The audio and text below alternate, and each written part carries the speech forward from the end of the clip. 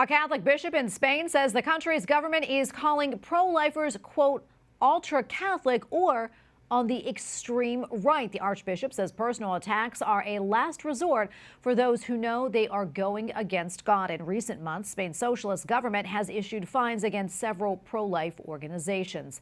Meantime, in southern England, a town there has made it illegal to make the sign of the cross in public areas around an abortion clinic. The town council also made it illegal to recite scripture or sprinkle holy water near the abortion provider. Those caught doing so face a fine or risk a court conviction. Well, here in the United States, President Joe Biden joined Democrats today pushing the administration's abortion agenda.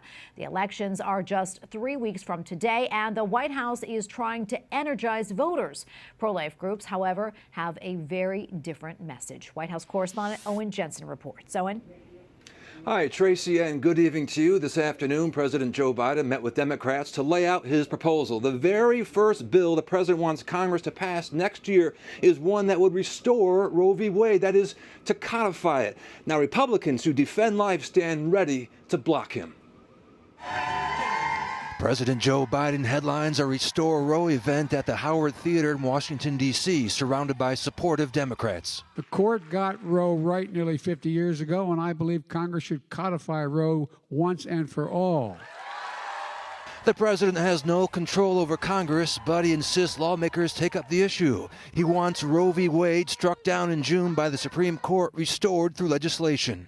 The only sure way to stop these extremist laws that are put in jeopardy women's health and rights is for Congress to pass a law.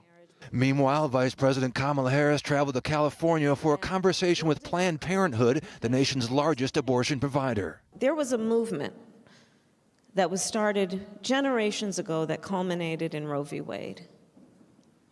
We are now the ones that are responsible for picking up that movement. Republicans push back, writing, bringing in the radical abortion lobby at the 11th hour won't bail Democrats out this November. Americans know single-party Democrat rule is the reason that inflation is at a 40-year high, crime is out of control, and the southern border is wide open.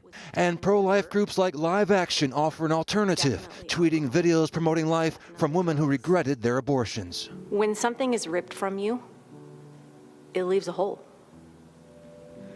Also tonight, Susan B. Anthony, Pro-Life America, says the stakes of the midterm elections could not be higher because President Biden made it clear today Democrats want to destroy the Senate filibuster so they can mandate abortion on demand in all 50 states.